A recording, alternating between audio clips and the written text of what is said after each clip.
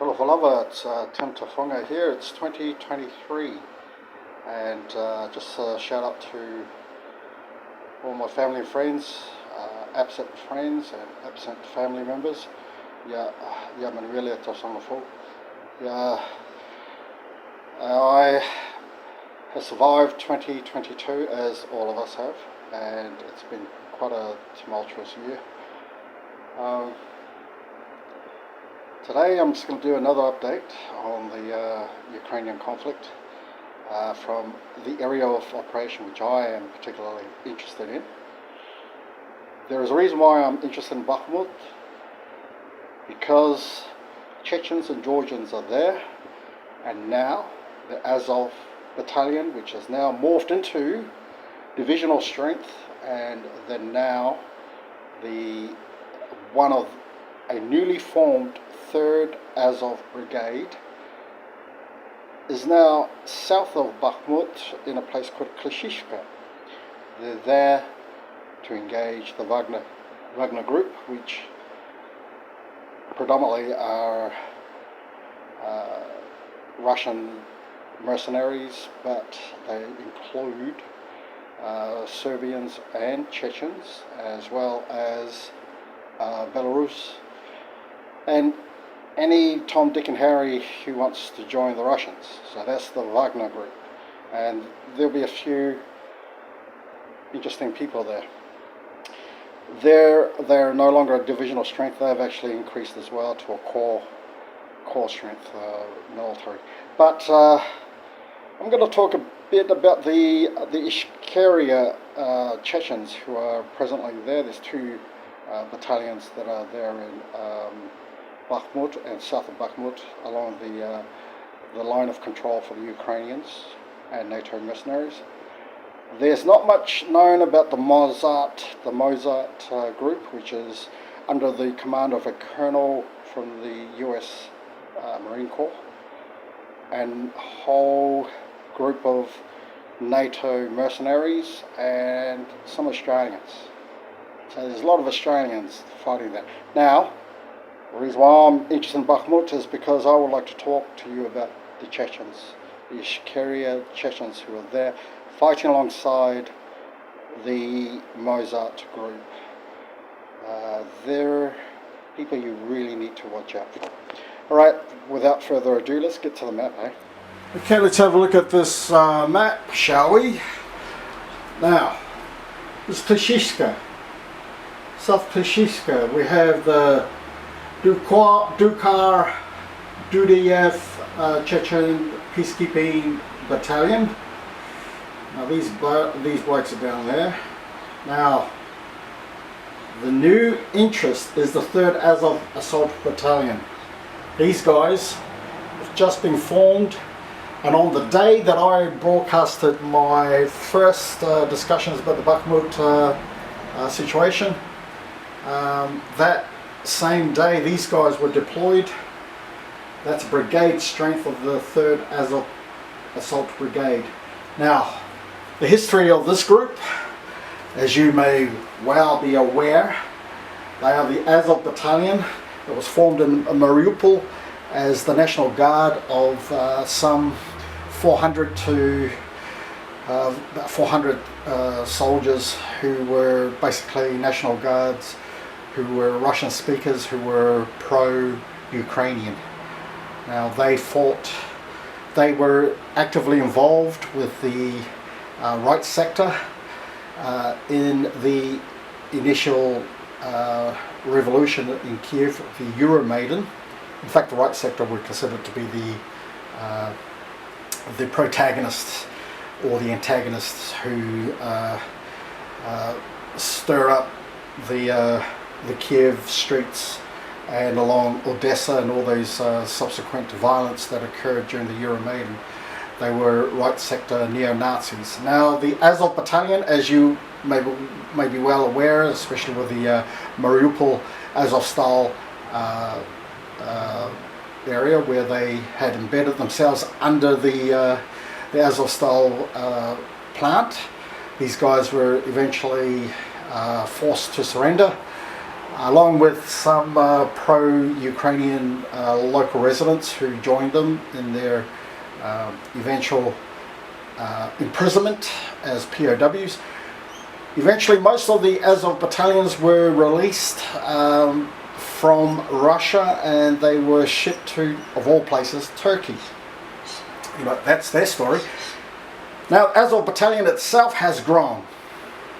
They became they're called the Azov Regiment, but it's actually grown even more. It's now gone to a divisional strength. There's about 3 brigades of the Azov groupings.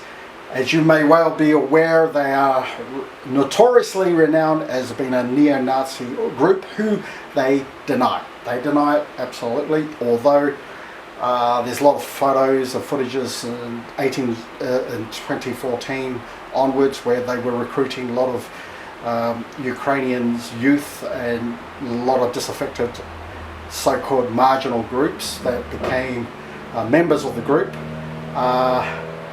Basically, they're your versions of the black shirts or the brown shirts in neo-Nazi era, or in the 1930s, and the black shirts in Italy. These guys formed their own cadetship, following Stepan Bandera as their influence as the father of the nation. So Stepan Bandera, the manifestation of Stepan Bandera would indeed manifest itself within the Azov Battalion, which is now the Azov Brigade. Now, the 3rd Brigade, as I will point out here, have appeared out of nowhere. Now today, they were formed in Kuryumvika on the 29th of the 12th. Now these guys, where do they train? Somewhere in Europe. But they've come back, and they have amongst them a lot of Europeans, perhaps neo-Nazis, white supremacists, and what have you. These type of people would love to join them. The Americans, Atomwaffen, neo-Nazis from America, the white supremacists from America, were renowned to have joined their rank and file over the years, because they like to announce their neo-Nazism throughout the world. Of course, they're in self-denial now. They've got rid of their Nazi flags and their trappings of Hitlerism. They've now become suddenly democratic and nice people. But they weren't nice at all, as the Donbass people would attest from 2014 onwards. Right, they've turned up. They're south of Klishishka, and they've turned up with the 113 Territorial Defence Brigade. These guys have appeared out of nowhere. Now, the Terror Unit is supporting them. Now, Terror Unit is a drone squad. That their strength is a company strength. There's about 100 of them manning drones. They have their own website. You see it on YouTube, the Terror YouTube group. They have Mavics. So that's what they're using. And people who support them pay for them. Okay. This group, the Chechens, are very good soldiers. Why are they good? They're war-hardened. These guys have fought the Russians in Chechnya from the first Chechen War. They're veterans now. They're my age.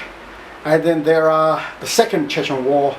And these guys did all types of asymmetrical hybrid warfare. Asymmetrical in the sense that they resorted to terrorism, which included the Beslan and before Beslan, the Moscow theatre kidnapping, which they kidnapped 800 or so people who were watching a performance in Moscow.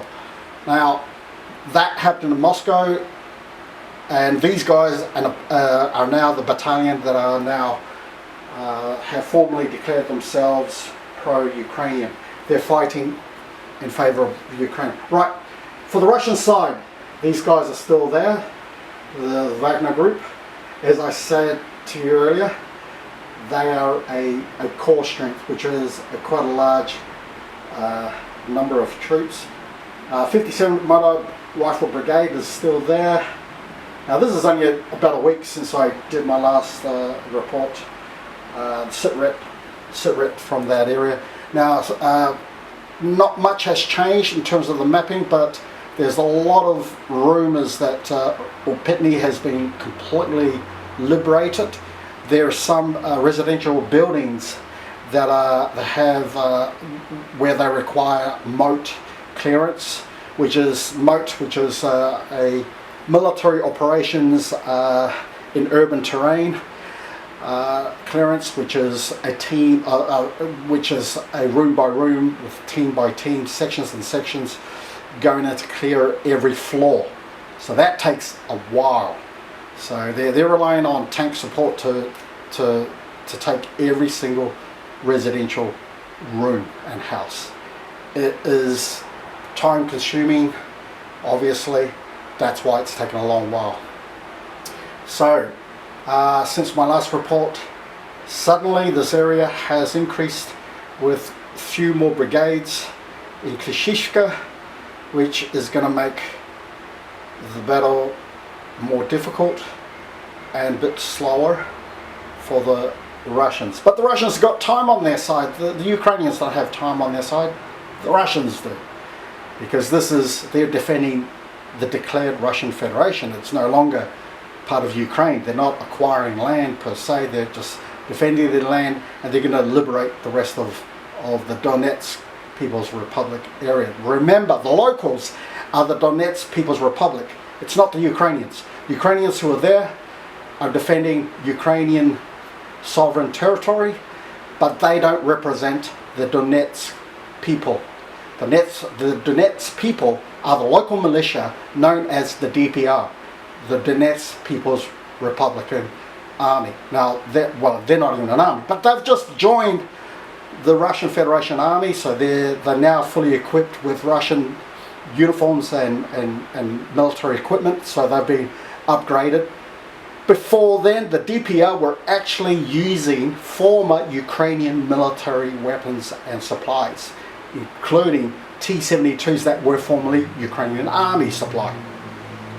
So now, what you have now is the DPR and LPR, the Lugansk People's Republic, who are locals in the east side of Ukraine, who've always lived there, who are defending their lands. The people who are staying in Bakhmut, there's 15,000 people who refuse to evacuate Bakhmut. The local Ukrainian army cannot stand them. They are called derisively the waiters. Why are they called the waiters? Derisively, they're called the waiters because they're waiting to be liberated.